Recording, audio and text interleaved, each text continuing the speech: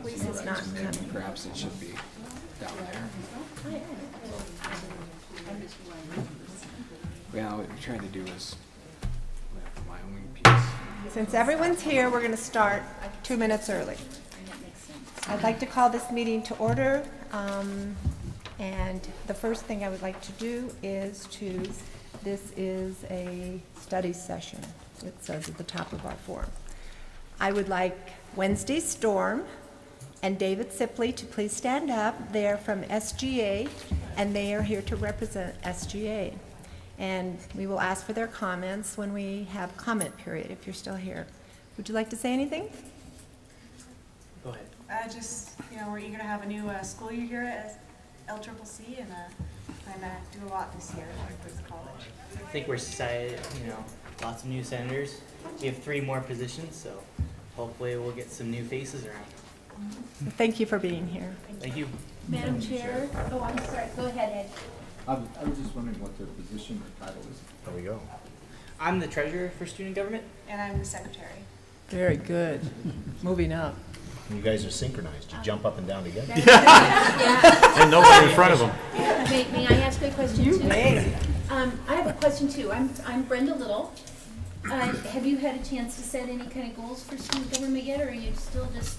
I think our first priority would be to elect 3 new senators. Okay. And then we just have some, housekeeping beginning of the new year business to do. Okay, so no forward-thinking goals yet. Still getting your feet. Still, getting planted and getting our feet Getting on the ground. planted. Good. At this point, the individual committees are working on their goals, and I'll start presenting those within the next week or so. Excellent Very work. good. And just speaking for myself as a trustee, I really welcome the voice and opinion of the students. So please do not feel shy or embarrassed to let us as board members know as the student's position or your student senate's position on any issue, because that means a lot to us. Thank you. Thanks. And Madam Chair, knowing these officers, I don't think they'll be shy, and I'm sure they Good. will be ready to step up. I do have a question, though. How did Stefan and Tycee get out of coming tonight? They have something very important? Well, as a part in his classes, so. Good. I think Well, Tycee had French class tonight. And Stefan had physics or something. I don't remember. we'll let it slide, and those are justifiable, I think. Yeah, thank you very much for being If they get a here. call from you tomorrow, they will know how to Well, we only have one item on our agenda this evening, and that is a strategic plan draft. And Dr. Schaefer will present that, and then we will have plenty of time to ask questions or make comments.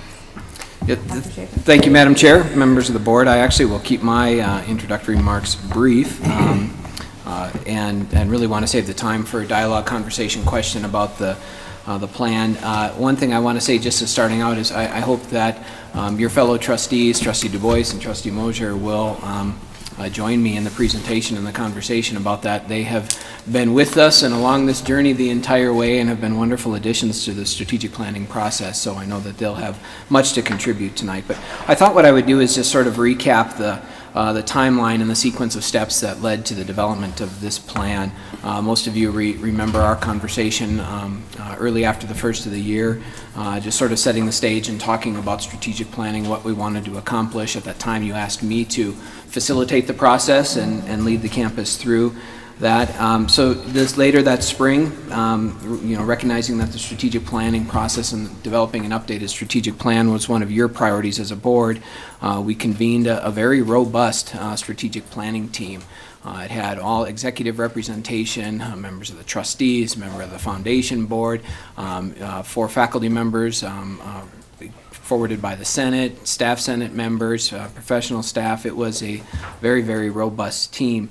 We convened the team and had an initial orientation and then went through a pretty comprehensive steps. The first step that we did was an environmental scanning process, and that included 2 components. Trustee Erickson joined us for the presentation by many of our community leaders and partners, and there was also a very extensive, I'll call it a literature review, but homework that all of the members on the strategic planning team had to read to sort of give them the context of the environment that we live in. From there, we went into a review and a conversation about the mission and the institution's core values. We then did a visioning process. After that, we went and started brainstorming the plan, and with all of those elements, a small group of the strategic planning team got together and drafted the first iteration of the plan. That went out to the full team then, and it was refined. It was vetted by cabinet, president's cabinet, and then, as many of you know, was launched for the first time to the campus at the State of the College address and in-service days on the 21st. So it's been out for consultative feedback to the campus. Since then, I think I've received only 3 comments, and mostly editorial comments with that. In general, I've heard broad-based support for the project at this point. But it's here tonight for you to have a conversation about it and to provide me some guidance on either questions, changes, thoughts, additions to it. It will go to College Council on Friday. And I'll ask them to endorse that, and then hopefully bring it back to you on the 18th at your business meeting for final approval. So, with that, that's been the timeline, and you know, I don't know how you would like to proceed to go through this. I believe you've all had it. You've probably had a chance to go through it. I think the most salient points and the pieces that are really needing to be debated and discussed include the rewrite of the institution's mission. I think that's a very important element. The change to the institution's values, and you'll see we've proposed 2 types of values, core values and those that we aspire to have. The vision statement and the vision for the institution. And then, of course, our 4 strategic goals that will hopefully become your 4 strategic goals, as well as the campuses, and then a variety of strategies that go with that. And so with that, Madam Chair, I can hopefully explain other elements in here, but I would rather defer the time to a conversation of the board, and perhaps Trustee Du Bois and Trustee Mosier may have something to contribute in terms of opening remarks about the process or the product.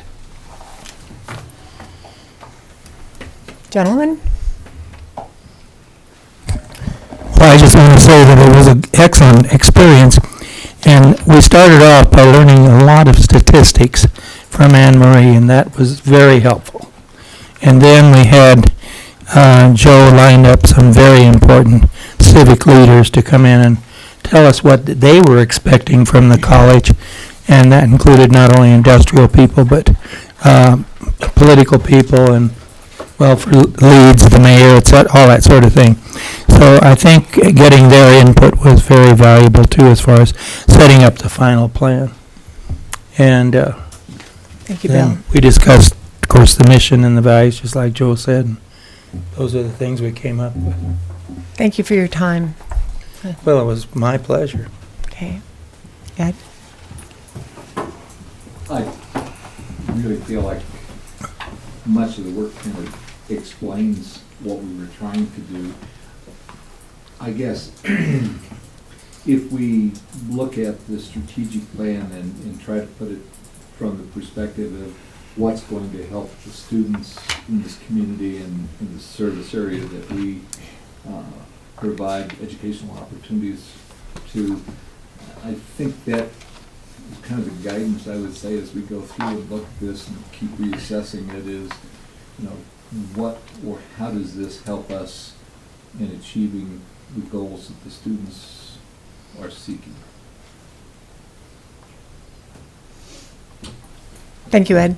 The way that I would like to do this is, why don't we have our questions asked, and when you ask your question, please tell us what page and paragraph you're on so that we can all follow along and know where you are at the time. I myself think this is quite a long-range goal, 7 years worth.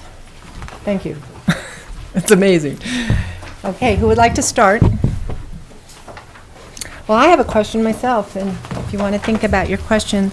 On page 2, under the vision for LCCC,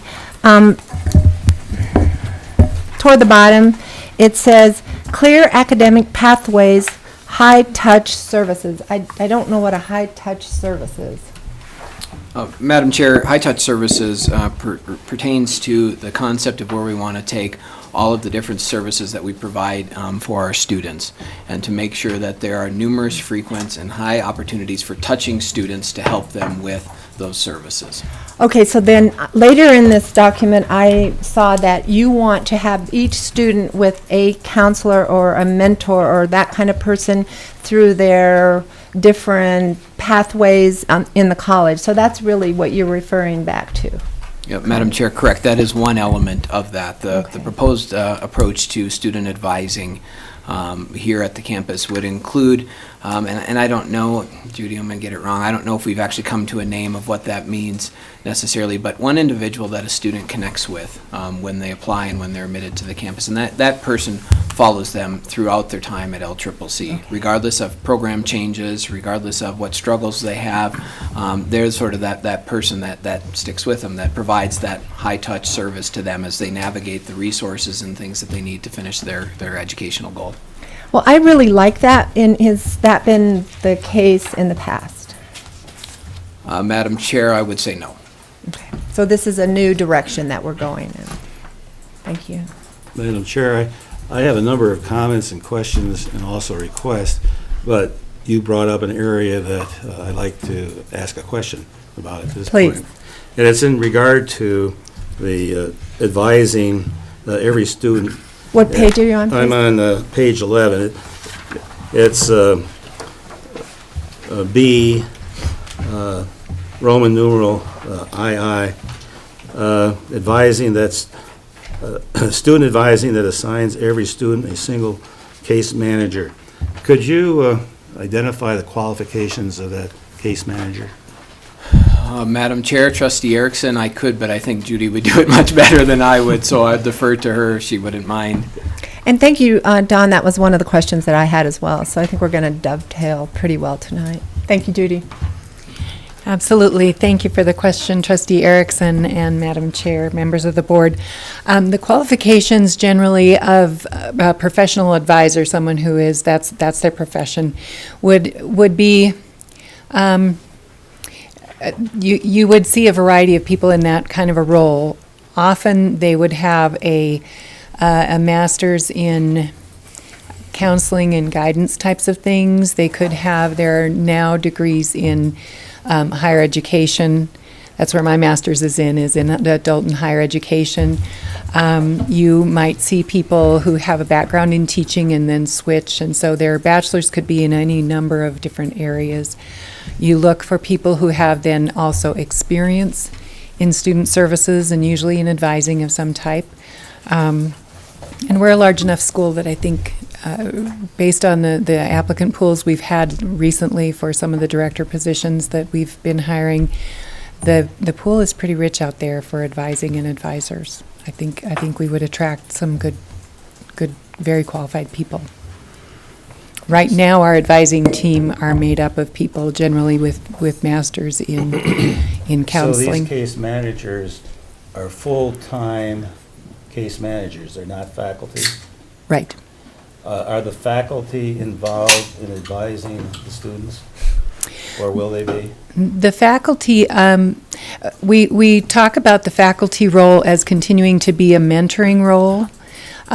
They would continue to be the subject experts, and as we know, we have a lot of different degree areas, and so there's no way that advisors, a pool of 8 to 10 advisors are going to be able to know all of the degree programs, and really, that's a connection we want the faculty to have. So the case managers, advocates, advisors, whatever we end up calling them, would be referral sources. So when students are talking about their degree program, job opportunities in that area, connections on another campus for transfer programs, they would be referred to the faculty for that type of thing.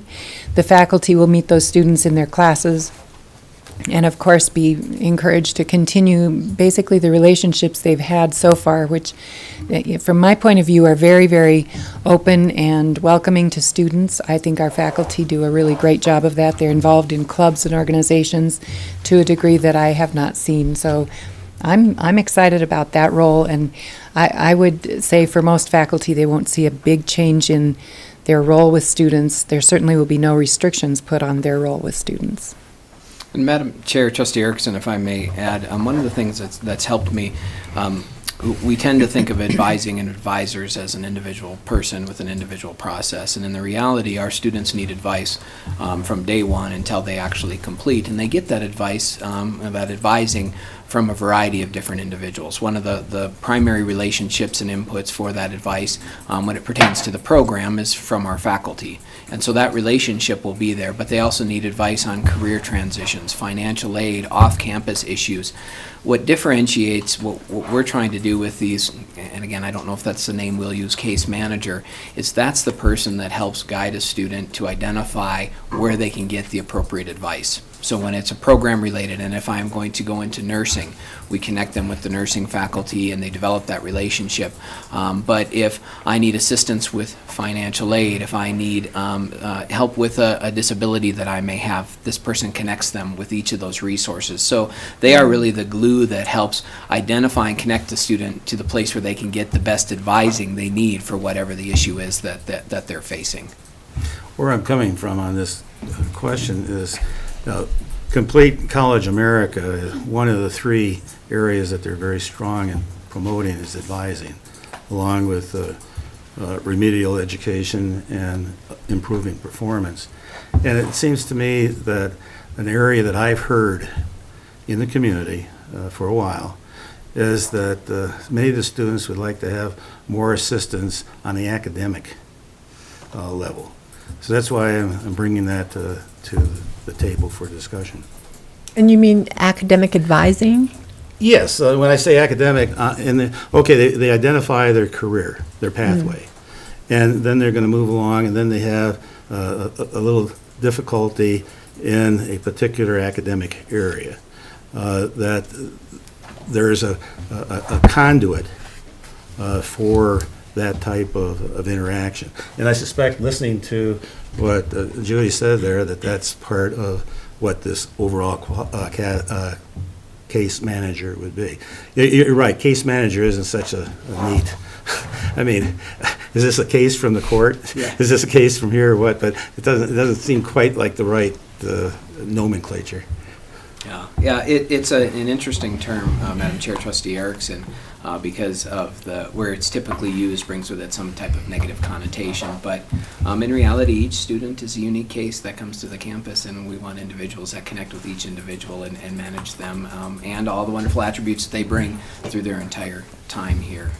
And that's really the intent of what we're trying to do with these folks. And behind the specific individual, though, is a much broader structure, if you will, both from an academic and a student support perspective of it. And that's where the reference to coherent, clear academic and program pathways comes in. That's where orientation systems come in, and all of those things that collectively they become the backbone of a strong advising process. So the case managers or these individuals are significant elements of that, but they are just one element in that overarching advising program.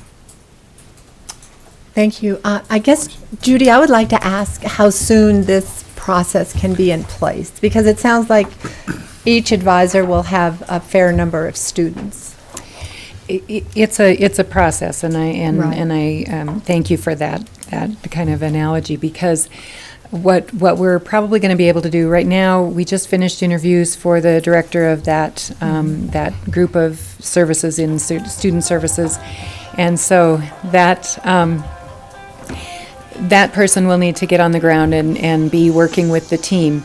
We have been working as a group of faculty and advisors and other people on the campus to put the beginning foundation of that together. We've done some good research and found that some of the best and most lauded colleges and universities, well, not universities, we're sticking to community colleges,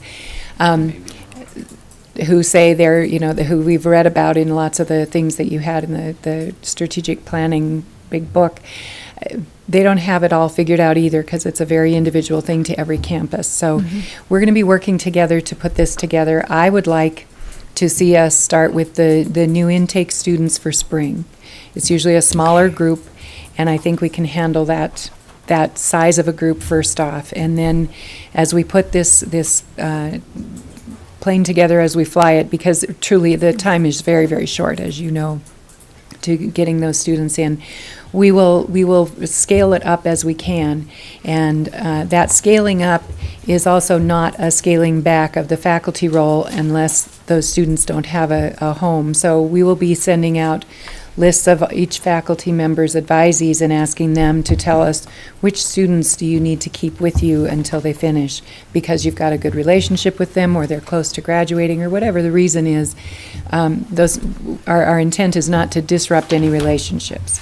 So some students may take a year or more to graduate and stay with that faculty member, but for those students that don't have a home, we can start making a plan for bringing them into the advising center.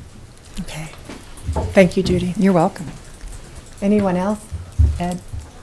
Just following up in area B there, I'm a little concerned, and I know part of this process, but as I look at this, tell me what your perspective is, Judy, if you would, a little bit about item 3B3, still alive there. Implement a system to ensure all students have an academic plan on file at the end of their first term. What concerns me about this, and what I want your perspective on, is having it by the end of the first term, I just feel it's a little late. This, to me, is part of the process that goes on right away when that student shows up here. And as we start those students, this academic plan, which may well change, and I can't imagine it not changing. Very few students that I experienced over the years that didn't change theirs. But to me, that needs to be in place. Otherwise, you've got them, unfortunately, enrolled in courses that are inappropriate. Good question, and I thank you for that.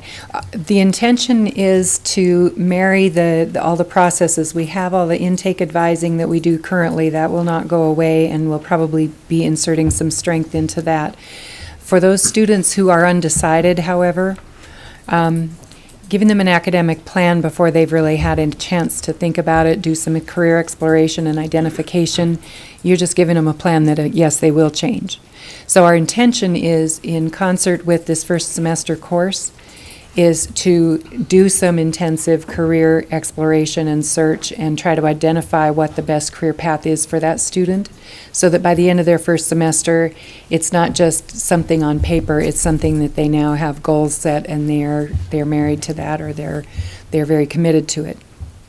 What we haven't done so far is really do that career exploration. We don't have much for a career services function at the college even, and so we're going to strengthen that role.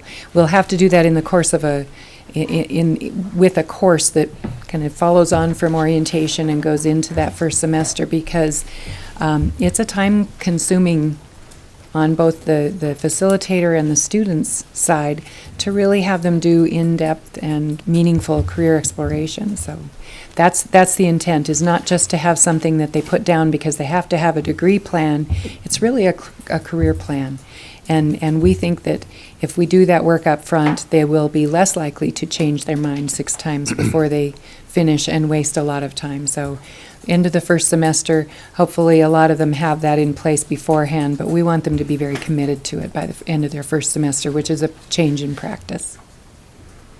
Okay, I just want to follow up with that and Sure. thinking, we're really planning to get out ahead, and we're looking at different ways to work with these students in K through 12.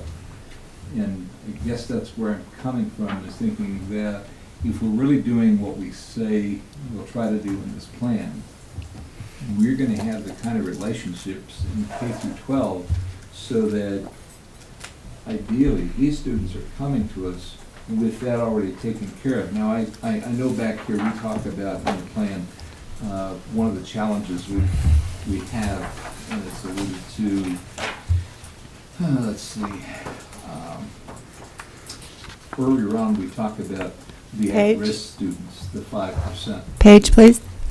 I didn't mark that 5%. Yeah, it's on page 4. Thank you. Under Wyoming imperative 1, 2, it's on 2 and 3 in particular that it's referenced. We're talking about degree and certificate completion for high-risk students. We want to increase that by 5%, high-risk students by 5%. when we put those numbers in here, I'm a little concerned that we're talking about high-risk students, which also I feel is kind of labeling the student you're referencing who's not ready to pick the career yet. But if we're doing what we need to in K through 12, that mapping's been done, and we should have, I guess I'm concerned about how do we classify somebody as high risk, and are we really doing what we need to do in K through 12? Does this, when you look at this document, do you think we've got enough focus on K through 12 effort so that we can enhance this educational plan and not be waiting a semester to get it to the students? Madam Chair, Trustee Mosier, if I can take a stab at that. First thing, just for clarification, the 5% that's referenced on page 4 is just part of the context. That was referencing the outcomes of a report from 2011. It was really a commitment by the Community College Commission and the Joint Education Appropriations Interim Committee, but it's really a context issue that's there to illustrate what they were hoping to accomplish in Wyoming, not necessarily reflective of a percentage in the strategic plan piece of it. But I agree with you, and part of our work has been and will continue to be to strengthen the ties, and I think you see that in goal number 2 with the high schools, so that we can actually help them get to that. Our goal will be to have as many students coming to us with a pretty darn good idea of where they're going in terms of a program choice when they start. And if early intervention in high school will do that, that's part of that strategy, to try to get in there, engage students, help them understand, and to really fall into the idea of what their pathway may be. The end of the first semester in regards to getting an academic plan was just something that we see as a reality. Right now, a third of our students come to us and they say they're general studies and have not chosen a program.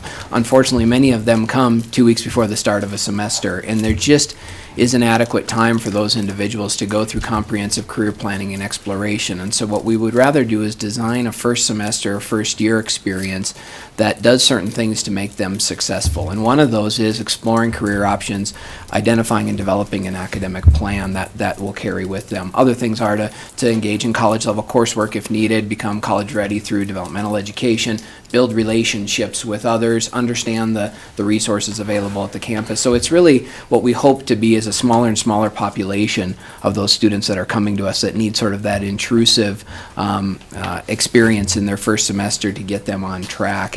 And we think that the K-12 engagement will bring that number down. We think clear academic pathways will bring that down. Pre-semester activities and the way we orient will hopefully bring that down as well. But I completely agree that we would like to have very few of those students coming to us that first semester unable to develop an academic plan. But we certainly want to push that by the end of their first semester, all of our students will have that. So I agree with your perception of what we're trying to do there. And my question I come back to again is, do you think our plan has enough direction in that goal number 2, or even broadly across the board, that we're going to be able to, and again, I'm saying idealistically, and that's what we're looking for. We're trying to reach out in the future there. Are we doing enough? You're the experts. I'm just asking, are we doing enough to make a big dent there? Is there more? Should we have more focus on this? I don't know. Madam Chair, Trustee Mosier, I don't know that we are doing enough, but certainly with this plan, the engagement activities, the focus on curriculum alignment groups through ABOCHEs, and all of those activities are intended to strengthen those relationships and ease those transitions. The very specific activities that we'll implement, those will hopefully be rolled out in the individual operational plans that may emanate from the different schools on campus, from the different divisions like student services. But I think this provides the direction that we need to strengthen our relationship and close those transition gaps and help students make those transitions. And one of the key pieces of that is helping them decide what program path that they're on. Thank you. Thank you. Since we're on page 11, I'd like to talk about B1, the mandatory orientation program for all new students. I really love that idea. How soon can that be done, please? Our target date for implementation of the mandatory orientation is for fall of 2014. 2014. Okay, thank you.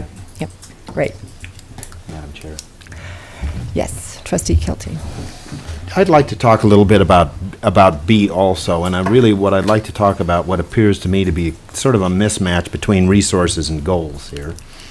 First of all, you're talking about this mandatory orientation program, and you're also talking about a first-term student success course. Are these one and the same thing? No. No. So how much resource are you planning to take from students to put them through the mandatory orientation program, plus this this other, what's it called? I'm trying to find the name of it here so I can refer to it. Like a Doggone it. I student lost it. success course or the The first year? student success course. What sort of time commitments are we talking about? Is the student success course going to be, say, 3 credit hours? Is it going to be that big? So you're asking for students to devote 45 hours in that first semester to that. And then what about this mandatory orientation program? How many additional hours is that going to take up their time? Trustee Kilty, the orientation program will not be a credit-bearing type of a course. I understand. We think we can do it with the resources that we currently have. And I'm asking you about what student resources are required. Students have finite amount of time. What are you asking of them? their time commitment to orientation. Yes. The orientations that we're working on right now are about a 3 to 4 hour orientation. And that's why, and it's really designed around what does a student need just in time to be able to be ready to start classes. Now, that does not include like what you would classically do in a bridge program or anything like that, but it is certainly the orientation to the institution, some of the legal things that we have to communicate to them about crime rates and things like that. But how do you get registered? How do you do those things? And it should end in registration for their classes. So we'll do a lot of smaller groups, 20 to 30 students in a group. And before that, we will have them, they will be tested, and they will have their applications complete and all the things they need ready to just go. So by the time they've finished their orientation, then they can be registered for their classes and know what their first semester is going to be like and what other commitments that they have. Let me ask a further question about number 4 then. We're going to put together this 3 credit hour course, that's what I'm hearing here, that helps them become college ready. But we've got a lot of students who come here and aren't college ready already. In fact, probably 70%, because they have to take remedial courses in English and mathematics, and generally both. And so this is in addition to those other developmental courses that they have to take.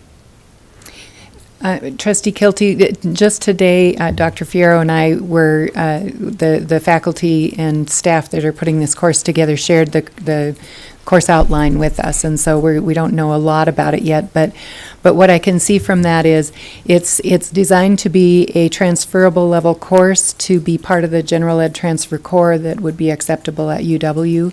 The faculty are designing it such that it would go into that type of a core.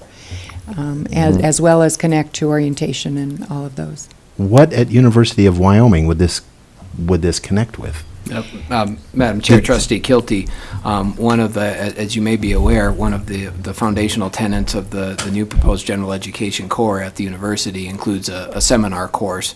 It would not be identical to ours, but we've had conversations with former Provost Allen and others there about aligning a seminar course with their seminar course. So based on all the guidance and indications we have, the new general education requirements at the university will have a seminar course requirement within that, and actually in the first year with that. Their purpose is not identical to ours, but in many ways it's to guide students to become successful and to build a liberal background that we would expect at the university. Ours will do that as well, but also utilize really research-backed, high-impact practices to build students, within students, certain capabilities and knowledge and skill sets that have been proven to help them succeed in the community college with that. And so, to go to your first question, yeah, it's going to be a significant impact on students' time, and in many ways may be an impact on the way we structure our curriculum. I think the things we've yet to determine is it required of all students? Is it required of just undeclared students? Do we marry it in a contextualized environment as a learning community for developmental students?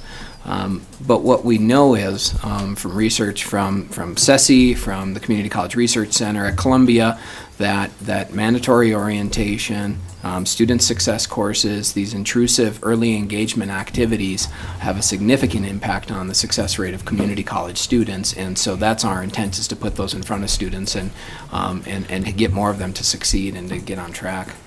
I have no doubts that things like this would help students, but I'm looking at what all is designed to go into this thing, and you're talking about become college ready, build significant relationships, which I'm going to ask you about what that means there, establish academic plan, explores careers and connects, and then it's programmatically designed.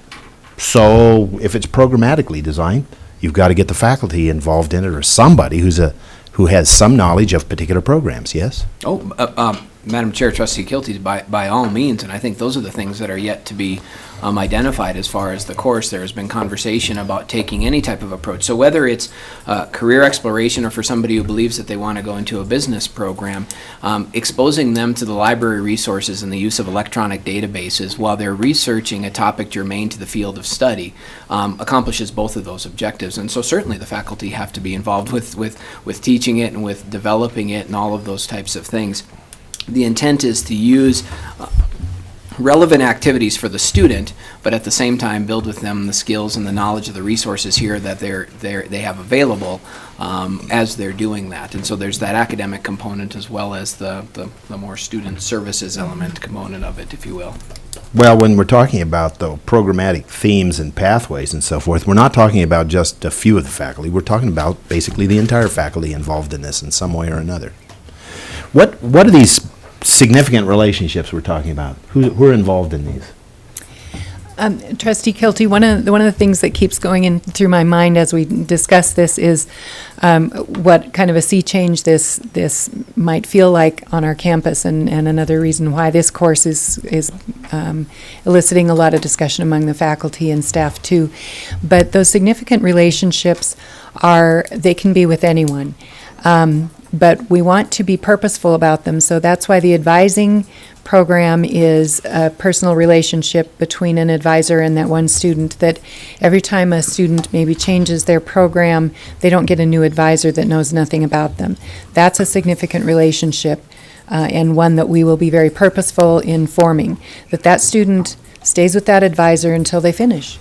And so all the way along in their path, they have that significant relationship. We also, through this course, would encourage them to, a typical assignment or vehicle to form a significant relationship would be, say I'm a student and I'm going into nursing, but I'm in pre-nursing, so I never get to see a nursing faculty member until later. So one of the exercises that might be created would be go meet with some of the faculty, find a faculty member that you think you would like, and sit down and talk to them. Because one of the things that's significant about that faculty-student relationship is the passion that every faculty member has for their subject and their field. And that's what we want transmitted to that student. And they get that in those off-class time hours. I mean, I know faculty express their passion in the classroom too, but it's when you're off mic that you really go for it. And so those can be significant relationships. There should be significant relationships student to student, and so group work within the course and encouraging students, the advisors encouraging students to get involved in clubs, those kinds of things. So there's not one significant relationship. We want them to have a lot of them. And through those experiences that we will want to really push on students, we know that some will develop into significant relationships, and maybe not all of them, but some of them will, and that's what glues a student and commits them to finishing their degree. They don't want to let the other people in their lives down. Well, you mentioned one of the things that I thought was really important here, and I was hoping you might, which was student to student. And when we talk about establishing learning communities, especially for at-risk students, I had a number of students that went through pretty sophisticated programs and were not well prepared when they started in college. And probably the best learning community they had was other like-minded students that they would work with. Mm-hmm. And they'd study together and they'd work problems together and so forth. It doesn't always happen. So how are you going to nurture this? There's no doubt in my mind that it is just a principal component of a learning community. How are you going to nurture it? How are you going to get everybody to do it when only some do at the present time? Thank you for the question, Trustee Kilty. Actually, today that has been a very hot topic of conversation. And just to give everyone a little bit of background, the committee that is currently working on that course is a Faculty and Student Services Committee. We were invited to the first meeting, and we have been invited to one more, but we have not been given much information in between. They were tasked to actually look at the literature. We sort of pointed out to the right direction of the research that is being done on these type of courses. And what you mentioned about connections is being done through a number of assessment and activities that in this draft proposal, they should be available to faculty later this week. It was just sent to us today, this morning, I think, and we were reviewing it today. So basically, there are 7 competencies that were identified. They seem to be indicators of success for the students that go into developmental courses based on literature. And many of those are actually based on the type of relations that Judy was mentioning. The student-to-student seem to be a very, very important piece of that puzzle. So some of those are based on cohort relations. So the students tend to stick to each other when they become part of the first year experience. And to illustrate a practical application of that is working today in our first year faculty. Part of that model was taken to do the first year faculty, and they are working together as a cohort of from 10 faculty from different schools, and they're working together, and they're bonding as a group. So some of that is being proposed here. A lot of peer-to-peer evaluated journaling, peer-to-peer mentoring, reflection assignments, group projects. So all these are proposed assignments in this particular proposal that are supposed to be integrated within that particular first year experience. A lot of those assignments and connections and that are built there are actually based on the research that come from the Gardner Institute.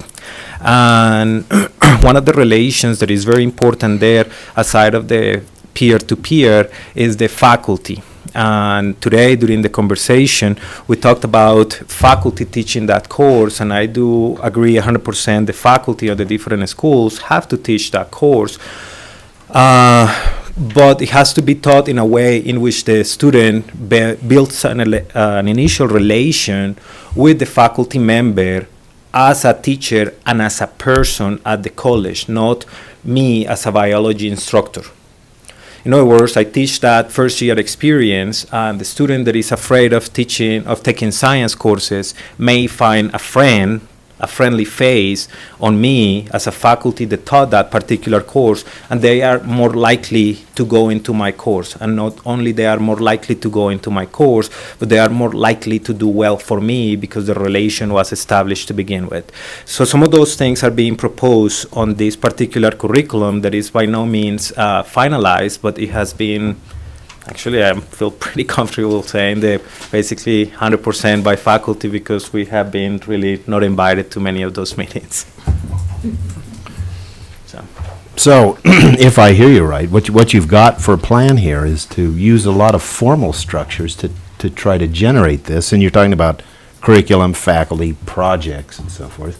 These are all formal, and the best learning communities among students seem to appear spontaneously. There's no formality to it. Students are a lot like cats. You can get them to sit together, but they don't interact. And they do this spontaneously. So I just, I don't have a suggestion because, it's like you have to sprinkle magic dust on them or something. That is a very good point. And when the idea of bringing faculty to teach the courses, and faculty from every division, every school was brought forward. We think it's a great idea, but with that it comes a question. How do you make sure that the course is being taught in such a way that promotes what you're mentioning? And one of the solutions, actually rather than a solution generated even more questions, was we need to build a training program for the faculty that want to be involved in teaching this particular course, in how the course should be taught, how those relations are going to be fostered, how to create that type of connections, those spontaneous relations that take place in the classroom. Because those relations usually don't take place in our traditional classrooms, because as you mentioned, they are highly structured. And speaking from experience in science, you just go through the curriculum, very strict, bam, bam, bam, bam, bam. If I'm gonna teach the first year experience as the way that I teach physiology, that is really not going to work. So I need to make sure that somehow someone comes with a training that could lead faculty into being able to teach that course successfully, or I feel that we may be having this conversation a year from now. So. Yes, Trustee And Guerrero? Madam Chair, I feel like I'm in deja vu, because in some of my new duties at work, we're talking about some sort of similar stuff. But I want to address the Student Senate folks there. And maybe this is already done, but as far as the learning communities are concerned, could you set up a science students discussion Facebook page on something like with LCCC students in physics or something, where you don't have to talk to each other in class, but after class you can get on a Facebook page and share learning ideas and and study methods, and maybe I'll meet you at the coffee shop at 8 and we'll study together and figure this out. I definitely see that as a possibility already with the Facebook app that we have for the college. You see students getting together for study groups or Cool. meeting for coffee, or we've got a residence hall Facebook page where I've actually seen students in the res hall get together via that page. So that's definitely you a guys are possibility. way ahead of me. And Madam Chair, I think the important thing is the promotion of that by the actual instructor. Yes. Because, I mean, students, they can be told once and it's in one ear, out the other. I think it's really key that they're repetitive and that they really know that this is here to help you guys. Yeah, and it has my blessing, and yes, and it's here to help, yeah. Thanks. Wednesday and David, I saw a stunned look on your face after Dr. Kilty mentioned cats. And so would you like to comment on any of what has gone ahead, and so that we can have your comments now and not at the very end, if you have any? Madam Chair, I think there's a lot of students have trouble getting together just because they probably won't see most of their other classmates in any other class. Oh, You know, they come to that hour, they sit in that class, they see the faces around them, and then they go on their day. You know, I think part of this trouble is breaking students out of their shell. That's one of the advantages of being in a program where you have several courses and you all take them together as a class for the Like nursing or something like Yes, that? Exactly. Okay. Something where you have, you know, a club for that class, you have president, vice president, you have monthly meetings, you do fundraisers. Something like that builds much more community than I'm taking psychology 101. And, you know, it's, you know, I'm not going to see most of these other students most likely. And Madam Chairman, I've noticed that with classes where teachers mix up the different teaching styles instead of just standing up and lecturing, classes where they tend to break students into groups more often, they definitely form those interpersonal relationships with those different teaching styles, because it forces them to get up and actually interact with one another.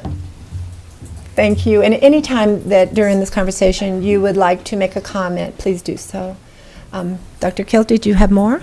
Oh, yeah. Ed Always. and Chair. Oh, were you next, Ed? I'm so sorry. Ed, I guess, is you're next in line. I'm sorry. Give Kevin a break there. Okay. Uh, So we can think of other funny things to say. In the context of this course, I believe we're also looking at an orientation course, right? Are we really talking somewhere, as I look at some information here, where it talks about, let's see, student success course required of all new students, that's on page 11, item 4. And the term course is used there. Are we not talking about course? Trustee Mosier, yes, that's the course that we're talking about. You'll hear it called first year experience course, first semester course, or student success course. We don't really have a name yet. Now, you said something earlier that, in response to Kevin, and maybe I didn't track this carefully, but that is not a credit course? That one is a credit course. That's the 3-credit course that's currently being proposed. And then orientation is another entity, and that's what we're doing largely in student services. So let me follow yes. with the credit course here. If I go to, still on goal number 1, and I look on page 12, under D3, D-triple-I, we want to redesign our academic programs so that the college-ready full-time students would be able to complete certificate programs in 1 year, associate degrees in 2 years. Mm-hmm. The reason I come to that item is we're now looking at a course here, and we're talking about designing programs that quite possibly would have fewer credit hours in them in order to meet this goal. And I just want to throw out a bit of food for thought here. It's fascinated me that in the last 4 decades, 5 decades really, that our world has become much more complex, extremely complex, I would say, and probably getting more that way every day, and employers and the jobs we hold require more. And yet we're trying to, if you would think of this balloon with only so much air we're allowing into it, we're trying to hold it to a specific number. In fact, we're trying to take something that blew up a little bit bigger, 72 hours, some of the courses, and we're trying to bring that back down. I understand that we we definitely need to reassess that. But if we've got a more complex world, and we know in some programmatic areas, such as accounting, we know that in engineering, and we know in other areas that you're just not typically going to complete. I mean, it's quite a challenge if you were to complete it with the credit hours that's required. And that's because it's more complex. So here we are, trying to deal with this challenge about having students ready. And yet we know the fields they're getting into, without a doubt, are more complex. And we're trying to make it fit in that balloon and say, well, by golly, we're going to get them out of here in 2 years. And I know Complete College America screams about that, Lumina, everybody else, but I'm saying, you know, we maybe ought to use a little common sense and say, is that really realistic? So I just throw that out as a concern with this 3 credit hours. And I know I've talked to some faculty who said that, you know, as you spoke, they're trying to do something which provides them some content along with that success curriculum in there. And so they're really working hard at that, but I really wonder if we're biting off something or trying to chew it up that we shouldn't chew the way we're chewing up. We ought to take maybe a different look, and that's why I love this strategic plan, is because it's forcing us to take a look at what we'd like to do and maybe what we ought to reassess a little bit. Absolutely, Trustee Mosher. Excuse me, Jose, I think Jared Griego had something that she would like to say at this time, if that's okay? Here she comes. Your voice, I don't really need a microphone.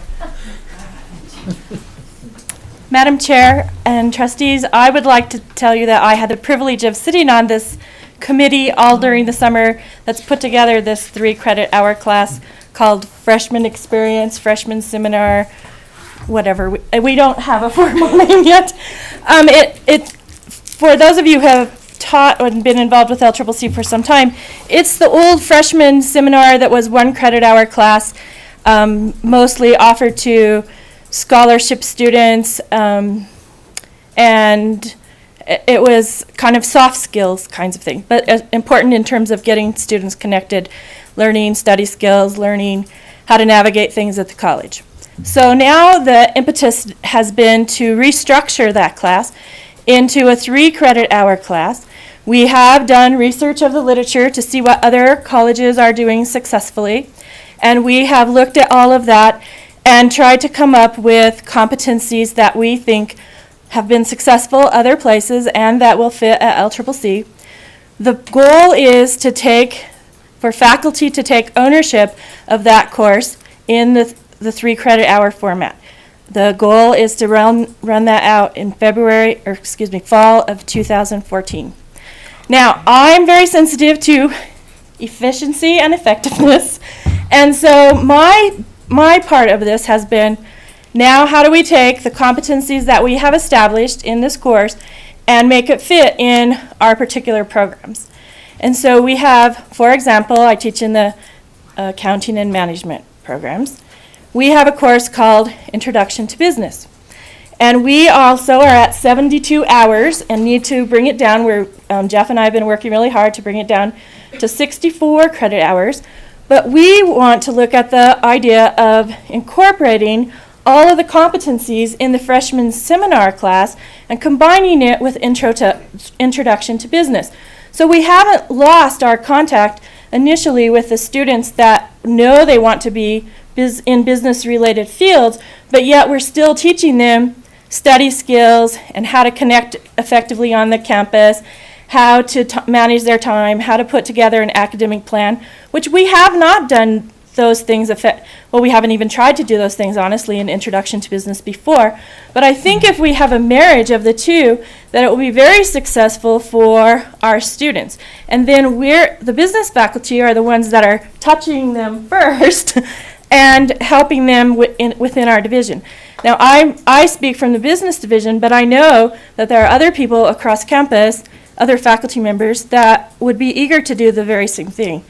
So even though we're creating this one course, we want to build in it flexibility so that it can be adjusted so that we all reach the same competencies, adjusted from different viewpoints. Now, I haven't had the blessing of the president on that yet, so I apologize for that. But you know, the timing is everything. Take a teachable. Do you want it now? And the committee just finished. Well, we just met yesterday afternoon. We went over the draft again. Honestly, they did just get it this morning, and it's always a busy day around here. Mm-hmm. And then the next step is to send it out to all the faculty, because my contention was that the competencies that we came up with, I thought were a little bit slanted in one direction, and I said, we need to have more faculty input. We need to have all faculty, because we're asking for all faculty across campus their buy-in, because it's going to be their opportunity to teach it now, which is different. That's a change. They need to be having buy-in into what they think this class should accomplish too. So that's where we are right now. So. That's correct. Okay. Thank you, Jerry. That was great. And Madam Chair, trustees, for what it's worth, what Jerry described is almost the same conversation that UW has been having in regards to their seminar. The seminar has to be tailored to class, to instructor, to content, but what will be consistent is their expectation that certain outcomes are met regardless of what structure, what school, what college is teaching that seminar. And so I would argue, Jerry, that you don't need my blessing. You're right on track with what we're doing. What's important is those competencies that we know make students successful, and in getting those to connect to them early on. Trustee Mosier raises a very interesting point, and actually I think a valuable point about the complexity of the world. One of the things we've been reading, and as we look at general education, another goal in here is the concept of what students need from a general and liberal education hasn't gotten less. It's gotten greater.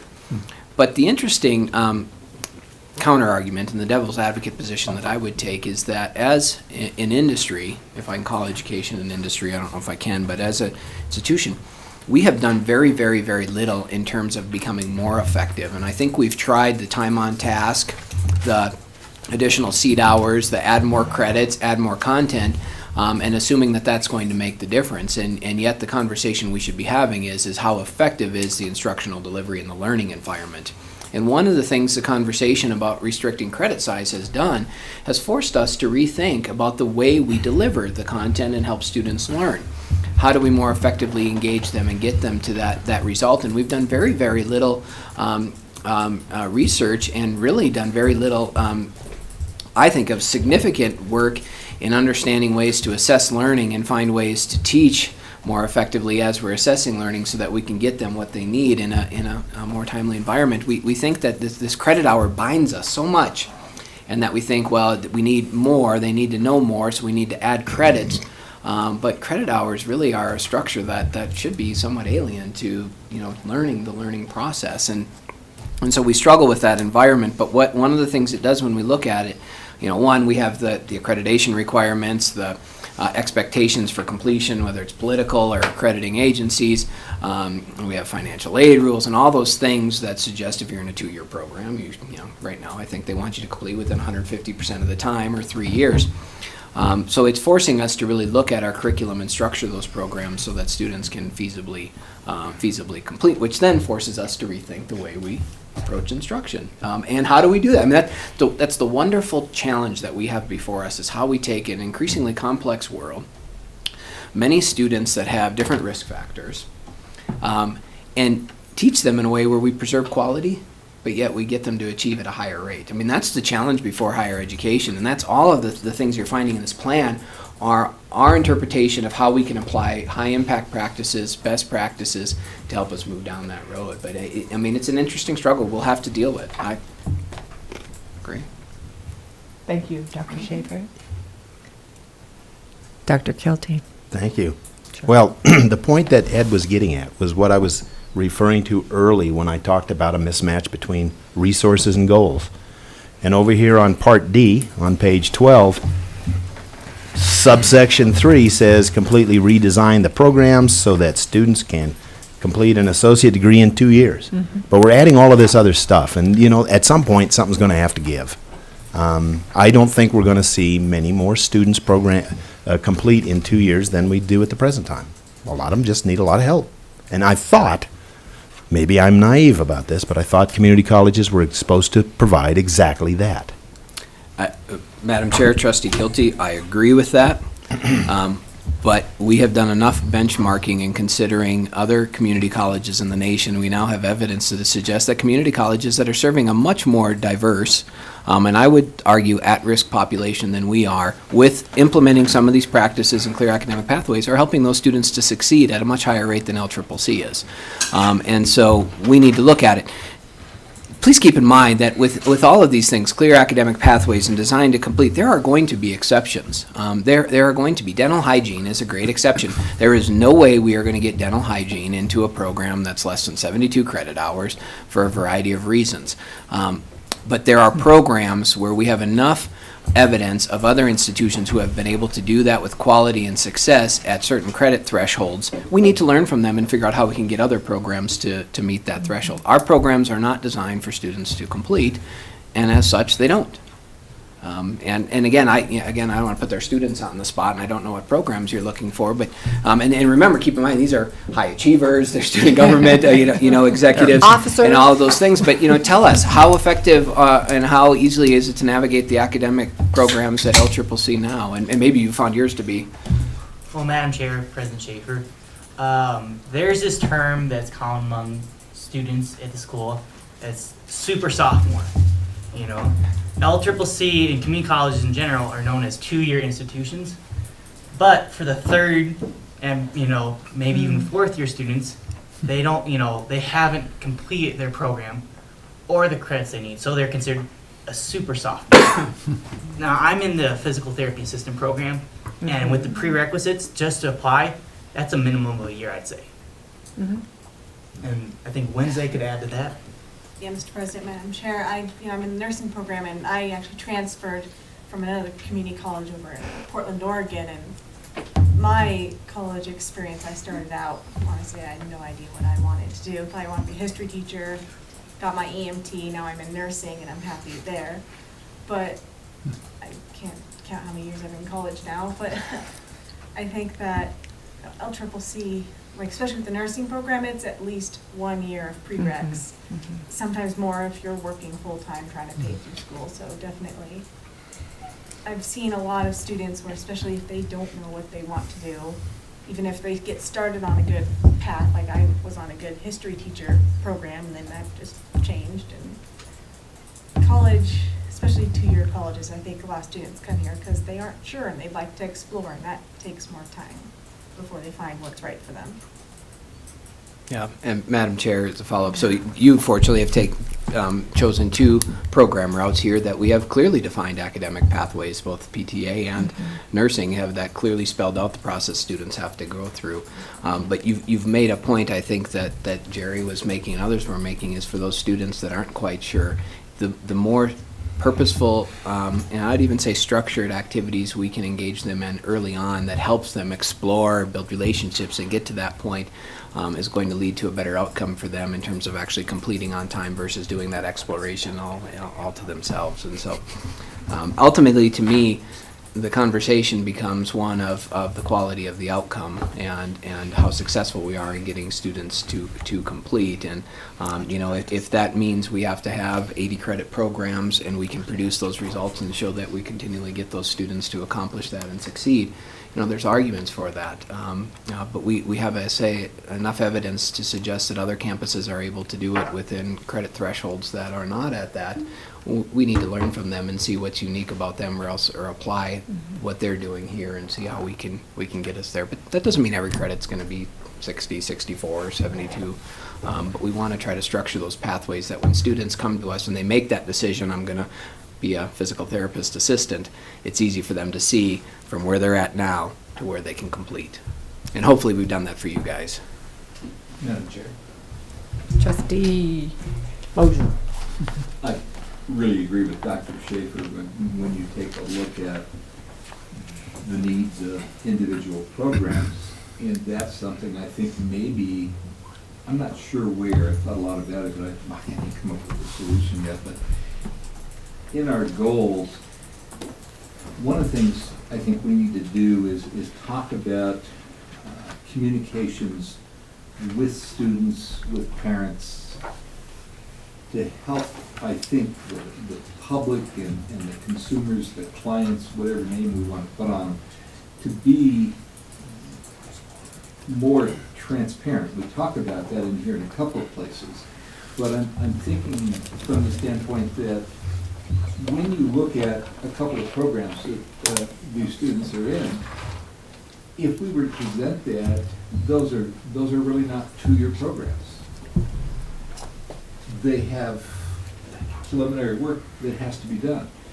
And why is that so much different from saying that students have preliminary work to do in other programs? I mean, they do. We just don't communicate that. We just don't clarify that. And I really think it's wonderful, and I've had discussions with Dr. Schaefer and other board members about closed programs, because you have a cohort and the success rate's so much better there. But a part of that too is the fact that they're doing work prior to that.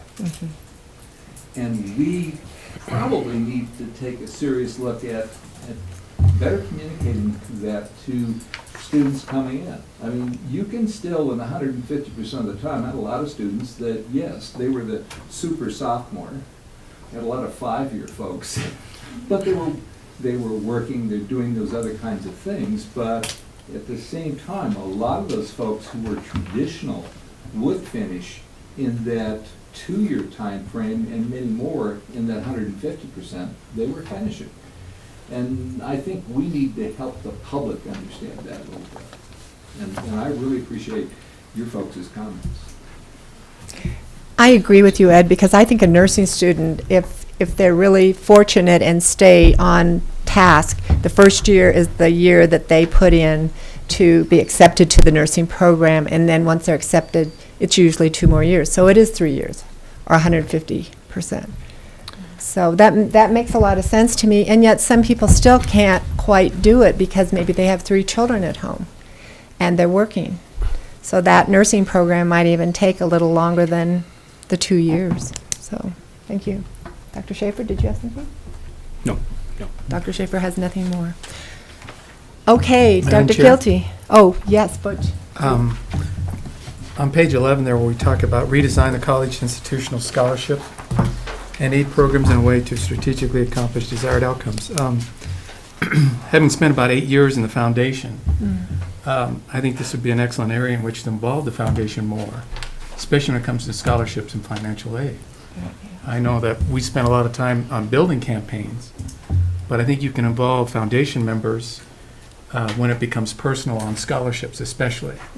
And if the college could really prioritize where those needs are at, communicate that with the foundation, I think that would be a real plus. It's a good idea. Thank you.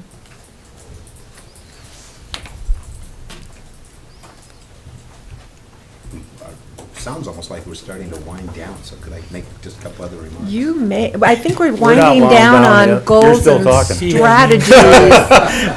One, Well, I'm not talking about strategy, but I would like to say something about mission statements and vision statements. and you're on page? Oh, you know, pages 1 and 2. Perfect. And I always have trouble with mission statements and vision statements because I think vision means focus, and these things are so broad that there's no focus to them at all. And that's how they always turn out. Strategic plans is they're so darn broad.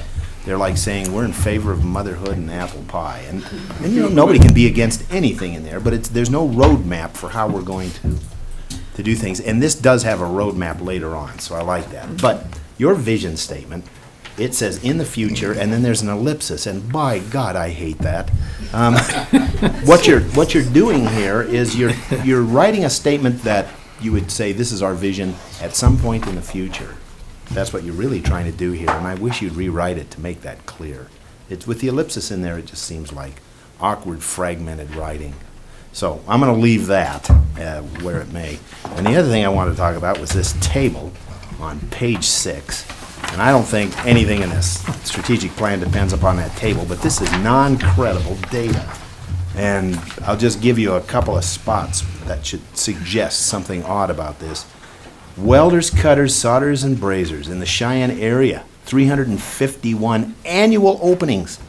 In our program review for the welding program, you had 90 annual openings across the entire state of Wyoming. So something's fishy with this data, but you take a look at automotive service technicians and mechanics, 164 openings a year. If you take a 40-year career, you're saying that Cheyenne area must have somewhere around 6,500 automotive technicians. I would say that that's crazy. So I don't know what's going on with that data, but you know, I like to look at data and find stuff like that in it. I just find it very peculiar. Yeah, So- and Madam Chair, Trustee Kilty, we'll need to confirm whether that's state data or that's the MSA data. We had a couple of different data charts in there. That may be the state data, and we didn't update the table number to eliminate the Cheyenne MSA. So we'll confirm that.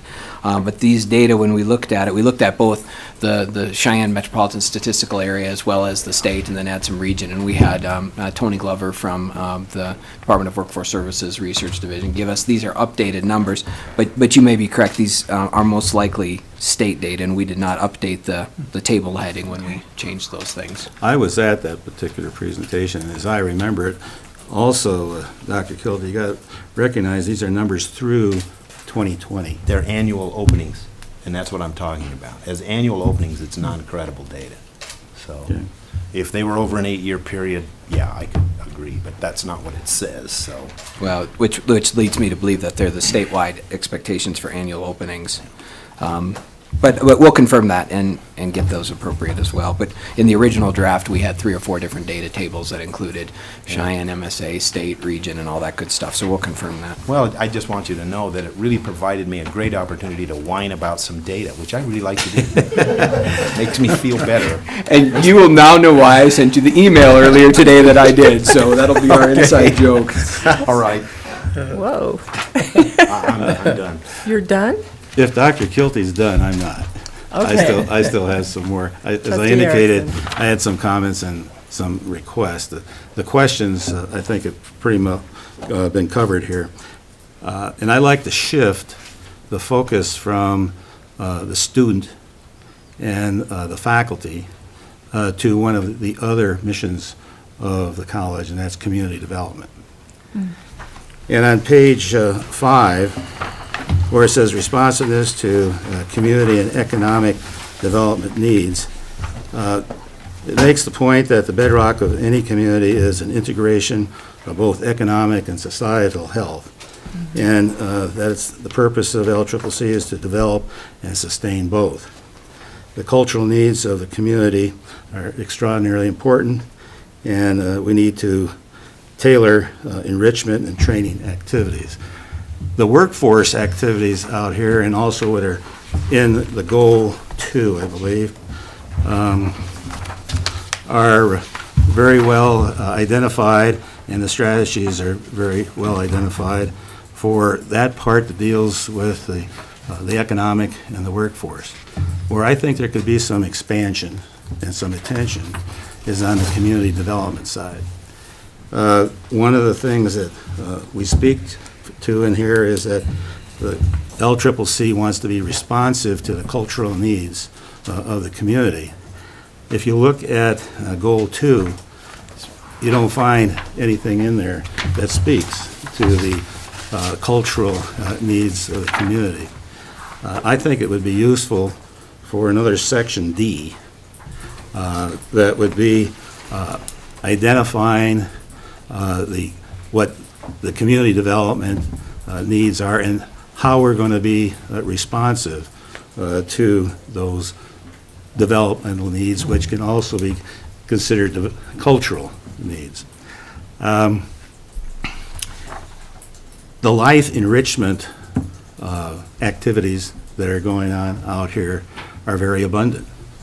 I mean, if an individual is looking for some type of activity and they want to have some leisure time and maybe have some continuing learning, there's a potpourri of many activities that we all received with that catalog on workforce and enrichment life activities. But I don't see any attention to the expansion, the evaluation, the growth and development of the overall community development. And I don't have any specific, Dr. Schaefer, I don't have any specific suggestions at this point.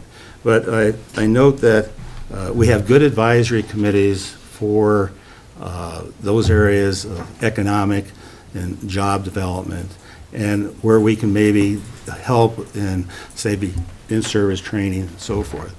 But I think it would be useful to also have an advisory committee of the community leaders to deal with the overall scope of community development, because that's one of the missions of, as I understand it, a comprehensive community college.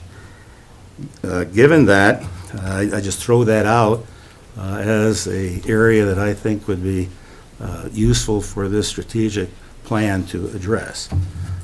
Madam Chair, Trustee Erickson, certainly comments are well appreciated, and your last comment, which I may have misinterpreted, but one of the things that we've talked about, and oftentimes community colleges do, and we do very little, is looking at implementing program advisory boards for more of the traditional academic areas. It's very common practice for an applied degree program, that has a recognized occupational entry afterwards, to have an advisory board, and it's very common at the university level for all of the programs to have advisory boards. It is, I'd say, very uncommon for our traditional AA and AS degrees to have active advisory boards, because some of it we think, well, who are we talking about there? And that is an area that may engage a broader participation of the community in the development of our Associate of Arts or Associate of Science programs. And I don't know if that's what you were saying in that last statement about engaging the community to do that. No, I wasn't referring to advisory groups for the academic interest of the college. I'm talking more about the overall wellness, if you will, of the community and leisure time activities in the community, life enrichment programs. I don't know what the history has been as to how we get a life enrichment. How does a belly dancer class come? I'm not speaking down on it. How does a belly, because I like to. We'll get your registration form right afterwards. But you can't just be a watcher, you have to be a doer. But the I don't want to point is- see you as a I don't either. Okay. So the point is, I don't know, in my becoming aware of how this college works, I don't know how all these life enrichment courses come together. Is it because there's one or two people that are interested in having something like that? Or is there a particular instructor that wants to have this course and therefore we're going to have a course? I don't know how it works. But I think there ought to be some examination of how we can evaluate what we're currently doing in that regard. Yeah, and Madam Chair, Trustee Erickson, the evaluation component, I think is very appropriate, and there's actually multiple mechanisms where we assess what the needs and interests are and implement in a variety of enrichment, continuing education activities. But across all academic offerings, curricular offerings, programmatic offerings, we will be and want to be implementing processes to evaluate their effectiveness. And if you look, I think it's under Goal 4, is it Goal 4, Goal 3, we talk about some of that, where we talk about getting better at evaluating the things that we do and why we do them and how we do them. Planning, I'm trying to think. C, from numeral small I3, design a new protocol for frequent review and analysis of effectiveness of co-curricular programs or services. So all of those things outside of the traditional academic area, we need to implement very purposeful, reoccurring analysis of how well are different things that we're doing, and whether that's a specific service activity, an operational or institutional support activity, or some of the co-curricular activities. We need to do some work on that. So that's a point well taken, and we'll look at how we can maybe reiterate that.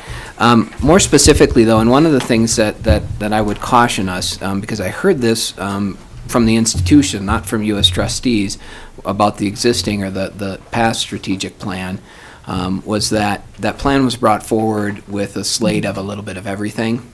And instead of refining that to what was important, what we adopted was a little bit of everything and had a very generic, very general strategic plan. And so this strategic plan is not designed to tackle or even look at or include, if you will, everything that we do out here. The one area, when we went through Ann's presentation about our performance measures and looking at what we're doing, the one area where we do very, very well is in continuing education, community enrichment, cultural activity, all of those things. I mean, it is the one area where we actually performed quite well when we looked at numbers of participants, increasing participation, how many offerings we're having. And really the message that we had from that is, boy, we're doing pretty darn good, let's keep doing it. So while I agree with the evaluation piece, to include a strategic plan component that says to do something else with that, it's an area that we're doing quite well. It may distract from the areas where we need to give significant interest. And that's one of the struggles that we have with doing any type of planning, is there's always the need to include everything and everybody and do all those things. And the plans become, I think George Boggs said it at one of our retreats, a strategic plan with too many goals is like having one without any goals. And so we've really tried to use the contextual data and the data that was provided on our current performance to identify the areas that we thought we had the greatest need for improvement. And that's how they got in there. And so while I'm certainly open if it's the direction of the board to incorporate something like that in there, we're doing really well with cultural events, with life enrichment courses and all those things. And our message to them is just keep doing it. And that's I don't really- disagree with that at all, Dr. Schaefer. However, I think it still is an essential element of our mission. And I can't help but go back to a comment that was made by Randy Bruns at the strategic planning session, which I attended, and that was a great bringing in of community leaders and talking to us about things that could be done by the college that would be supportive of the community, either in the economic area or overall, and carrying out activities in county government, city government, and the like. And that was, there's a perception by a number of people that the community college is isolated. And part of that is because, I'm sure, because of its location. And the interaction of this college with the community, I believe, is in this area of community development, where it can really grow and reduce that perception of isolation.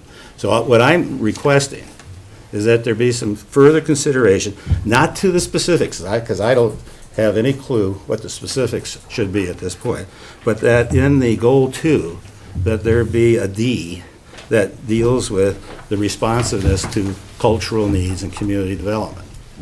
And there'd be some additional consideration of that. So, well, I think, oh, Yeah, let me make, I know I promised to shut up, but I'm not going to. I'm glad I stimulated some additional You did. conversation. You did, because I have thought about this on a number of occasions, and as you mentioned, George Boggs said that if you give you make a strategic plan with too many goals, it's the same as having one with no goals. Well, you give an institution too many goals, and it defocuses the institution. And so I've looked at a number of these things that are like life enrichment. So jewelry making has a relatively small number of participants, and they seem to be the same people over and over again. Art, flower arranging, I don't know. You go on and on down the list.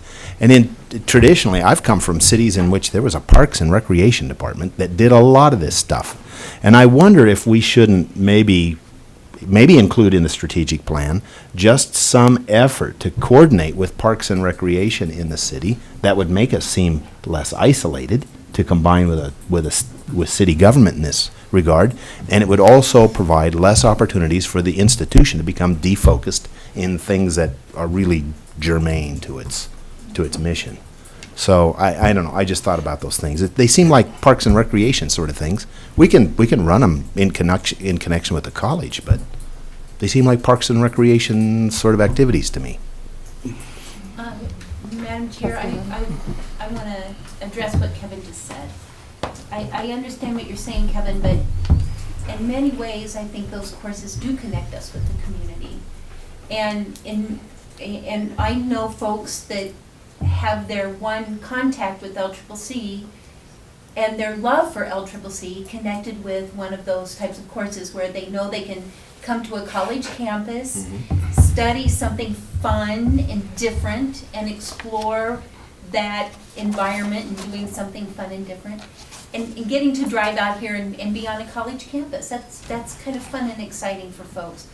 And it gets them to see our facilities, and it gets them to see the way our campus is set up, and meet some of our students. So I think those things are great to have in the community. I did that too. I felt that same way. I didn't say they couldn't take place out here and so forth. I was just suggesting better cooperation with Okay. parks and recreation. Okay. Trustee Erickson.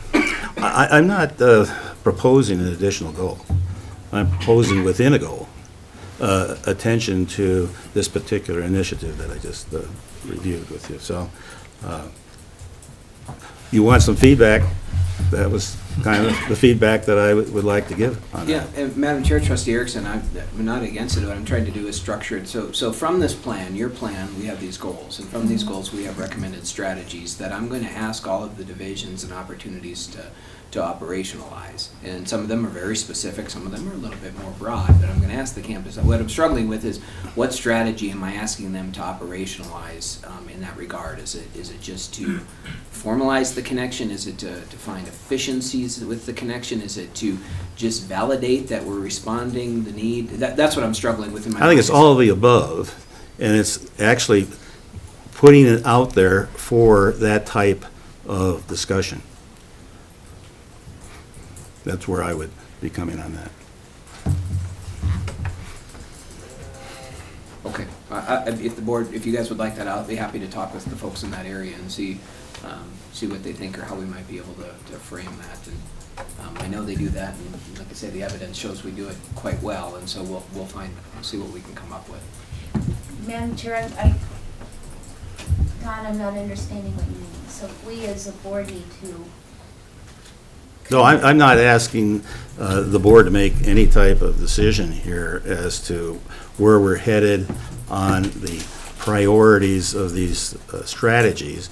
I'm requesting that it be given some consideration, and that, to me, the plan can be broadened, not to dilute, in my opinion, not to dilute the importance and the essentiality of excellence with our academic affairs and the success of our student completion, and also the competence of our faculty and staff. This just another area that I think is one that is an element, as as I speaking to it, I think it's a critical one for the community as a whole. And I think your point is very well taken.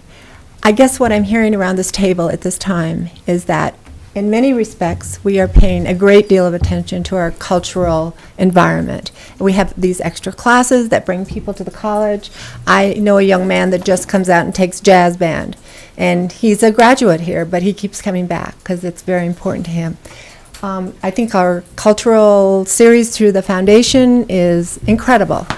And we came out one night to hear a talk on Mount Everest, and we were the last two people in the room because the room was too small. So I think there are many, many things happening here on this college campus that are exciting, and I could be here 2 or 3 nights a week, and not counting the board meetings, because we have all our athletic programs going on, we have these cultural events, we have the literary connection coming up that could take almost two full days of your life. And so I take what you're saying under consideration. I see the looks of around the table that's saying we're doing a lot and maybe we can do more. And if we're not meeting the needs of the folks in the community, I'd sure like to know what else they would like. I'd just like to find out. Well, And I think maybe the focus is not community, is not cultural needs, but more the overall community development and what all that encompasses. And with that, that would be my final word. I understand where you're coming from, but I believe that each of us has an obligation to speak to their particular concern. And Dr. Kilty and Ed Mosier, Trustee Mosier, are good faculty representatives. Yes. You're a good student representative. Your mama, student Merrill. I'm Mama Merrill. I believe strongly in the quality and excellence in our overall program, but I just see that this could be broadened in that particular area. And that's why I brought it up, and that's why I'm discussing it. and I appreciate that, and I guess I don't understand, maybe perhaps like Brenda, what does that mean by community development? Has someone spoken to you about a need that they have or would like to see the direction of the college going in? Is that what No. you're addressing? No, this is solely Don Erickson speaking for Don Erickson on this particular issue. But I've been thinking about it for some time, ever since I heard this comment about the fact that the community college is seen, the perspective or the perception of many people is that the community college here is somewhat isolated. So I just, with that, it has led me to these comments that I just made. Now, if the comments are not shared, well, so be it. I made my point as best I could. And I think we I have have all another one heard I'm you. going to talk about too that you'll probably disagree with too, but anyway. Okay. Trustee Du Bois? Well, I just want to get a word in edgewise before this goes on. I disagree with Randy Boones that there's a disconnection between the community and the college, because everybody that I know and everybody I talks to, they talk about what's going on out here. And the music programs and all these things that go on, and like President Merrill said, like the Speaker's Bureau that's coming up, and the Karen Ed Murray thing is going on this week. There's just constant connections, and if people don't see those connections, I think there's something wrong. Our newspaper has been very good about having, and Erin's been great about the articles she writes. There's tremendous connection. I just disagree that Randy, I didn't hear him say that, so I disagree with it totally. I think there's tremendous connection between us and the town, and the city and the county. Thank you very much. I'm sorry. Go ahead. Madam Chair, Don, I guess when you say community development, my brain goes in a different direction than you probably mean. So can you give me an example of what you mean by community development? You know, really, I haven't thought it through that much. However, there are a number of things that I just think that if we had input from individuals who aren't necessarily part of the chain of communication here at the college, that we would be learning a lot more about things that we can do that would be beneficial for the community as a whole. I thought one thing that came up just by Mayor Kaysen when he spoke with the Strategic Planning Committee back a month or so ago, he said, is there any possibility that maybe some of your students who are in different phases of their career might do an internship with, say, the city government or with the county government? Well, to me, that wouldn't come up unless there was an opportunity for that type of discussion to occur. That helps me. Thanks. There has to be an avenue for that to happen, and just you bringing it here because nobody else perhaps heard it is one way to get it on in our vision. That maybe we need to have some internships, governmental internships, or with the city council or whatever. That's a good way to do it. Is for us to bring that information here to our president and vice presidents, and then they can move on with it. And Madam Chair, as you're speaking, I think let me do some research. I mean, there's things that we've asked people to do that perhaps aren't directly articulated. As you know, one of my hopes and expectations of our athletics and recreation program is that we use that as a mechanism to engage the community in ways we haven't, both taking them off campus and bringing them on campus. We've had conversations, I've yet to have it with Kathleen, but about doing comprehensive environmental scanning in Laramie to understand what are both the workforce and some of the needs that we've had. We have not done a comprehensive formal environmental scan of the needs of Albany County. And we've talked about that. We've talked about how we start to ensure that our arts programming, theater programs and things like that are truly connected and engaged in the community. So there might be, I think I understand where you're coming from, and there are some things we've talked about. So let me have a conversation and see if I can articulate that in a way that fits with some of the things we know we need to do. And I think I know where you're coming from now, Don. Okay. It took a while, but we got there. Thank you. And Madam Chair, now that I understand what Don is saying and I hear Dr. Schaefer, that makes sense to me now. Yep. Thank you. Ed? A couple of quick items here. One, I'll touch on. Goal 2 talks about, under item B, strengthen academic alignment in LCCC Associate of Arts and Science degree programs to promote student completion, successful transfer to UW and other four-year college and universities. And I've just been trying to balance this with earlier comments, I believe in Goal 1, that speaks to the Associate of Applied Science. But I'm thinking, when I look at the goal, where we're strengthening partnerships with business and industry, improve student transition between educational entities and so forth, and the workforce, that I'm not comfortable with, or I do not understand why we left out the Associate of Applied Science, because there's transferability to various universities and other programs also in that area. So to me, we would want to strengthen that academic alignment for all those programs, I would think. Madam Chair, Trustee Mosier, certainly we have programs, our AAS degrees that articulate or align with a Bachelor's of Applied Science degrees. The reason that that's not in there is really to make our focus. The primary purpose of an applied degree is occupational entry. Many people will want to go on, they discover they can learn, they want to continue to do that. And we want to encourage those opportunities, but from an institutional perspective, I believe, and you as trustees may direct me elsewise, I believe that an applied degree has that as its primary intention. Whereas an Associate of Arts degree or an Associate of Science degree, they're designed truly for transfer. And it's one of the areas where when we talk about clear programmatic pathways, we have great course articulation, and we do have some, and you'll have a somewhat of a skewed perspective because business is one of the areas where we have a very good programmatic articulation.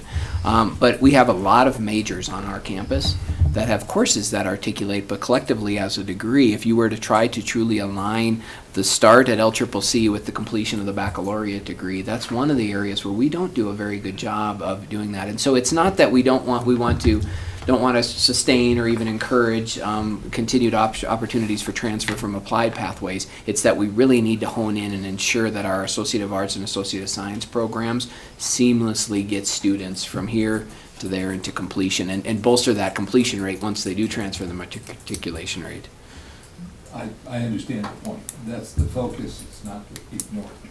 Okay, let me come back to probably the bigger item here, and it's a Trustee Erickson's challenge he set out for me. No, when I look at goal 2, the one thing I would like to add into that goal statement would be that it read at the end there, educational entities and into the workforce and the community.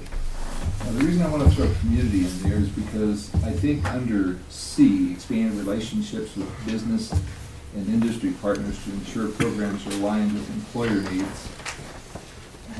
Something for 3, and I don't know how you'd word that, but I would just like to get the feeling as to whether or not we could put the focus, some kind of focus here on service learning. And because we've done it across the campus. And, you know, I kind of feel like with Erickson talking about trustee, you clarified that, you know, we're doing a lot of these things really well, and we are with service learning. But I almost felt like we need to, I feel that should be a strategy that we need to have a focus on in terms of service learning. It's very important. It's part of the building of what we're doing with students here, to be a part of that community. And I think that's part of workforce development, because you want people to live, participate, and be involved in the community, and service learning is a great tool to do that. Madam Chair, Trustee Mosier, it's interesting, before you even started your comments, I put add communities to the goal statement, so we're there. We'll get that piece in there. And I was thinking about that, and while I didn't want to put Jerry back on the spot regarding service learning, I think with the way we can structure and talk about that, it gives opportunities for her to take, and not just her, and again, Jerry, I'm not trying to put you on the spot with service learning, but she has a passion for it. It's ingrained in her program, and that, is it widespread across the campus? Not yet. But I think we can structure that it engages opportunities or encourages opportunities for for students to connect to the community through civic engagement and service learning. And I don't know if it's there or not, but many of these student success courses, as part of their group development or relationship building, have a service project that's connected to one of those courses. And I don't know if that's been conversation within the student success course, but as one of the ways you build camaraderie and relationships amongst students, is you get them involved in a meaningful project that does something. And a lot of times that's a community service or a civic engagement activity. So I think we can structure that to meet Trustee Erickson's and your recommendation there. That opens up a door, not necessarily obligating Jerry to do something with service learning, but encouraging the campus to take that and expand that into other areas. And perhaps it's the student success course, perhaps it's something else. But I think we can get that covered. Okay, and the last thing, to use Kevin's word, I think I've wound down, finished here. When I look on page 17, and I see a fine picture here. What is that about? I do not think that will be in the final edition of it. Is that a pig? I was wondering if they put lipstick on that pig. And after all this great work, I was wondering, is this a pig in a poke? The question is, which one's the pig? Do you hear that, Lisa? There was more. The pig was as angry about it as anyone. Actually, probably more angry. I was flattered. He was embarrassed. What's this?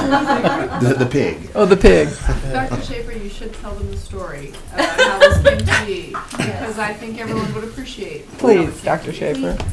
I think, do you want me to tell the story to do this? So the story is that the students did a fundraiser. I don't know if you guys have heard about this, David and Wednesday, or not. And they did a fundraiser, and there was certain individuals selected, and whoever had the most money in their jar by the end of the time that it was up, and it was the money just for SGA, or it went to a different CDC, didn't it? To the CDC, had to kiss a pig. But not on And- the lips? Did not dictate the form or the structure of the kiss. No, it just said kiss. I'm still in therapy over it, but so it was clear. And I'm trying to think. It was Lisa. It was myself. It was one of our students, Uday, and somebody else. Jason Ostrowski. And just before the deadline, it was obvious that Lisa Murphy had the most money in her jar. But through some underhand, low-lying scheming, she not only patted the pot in mine, but she got other people to do that, and somehow I ended up having to She smooch- says you're lying. to smooch the pork. She told me to tell the story, so it's gospel. But I think we're hearing, Lisa, that the board would really prefer that this picture be removed from the strategic plan. We like it. No, I don't- And I we're don't gonna know make a about vote. Okay, so how much money was raised? How much money was raised? Madam Chair, I would like to hear from you on that matter. Oh, yes, this needs to remain. Nothing like having support of the board. Whatever, I think the pictures are very, I liked all the pictures, but I'm thinking that it was a matter of space, and so we probably will have more space taken up with words. But I vote for keeping it in. Possibly. I think Trustee Erickson had another. Do you have another comment? Yes, you do. Yeah, I don't have a comment. vote, this is a study session. I can Yeah. vote because I'm the chair. Right. I can't I don't vote. have another comment on the pictures. Oh, no, No, go ahead. I You had do other have a things. comment that comes up as a result of being a newly elected trustee.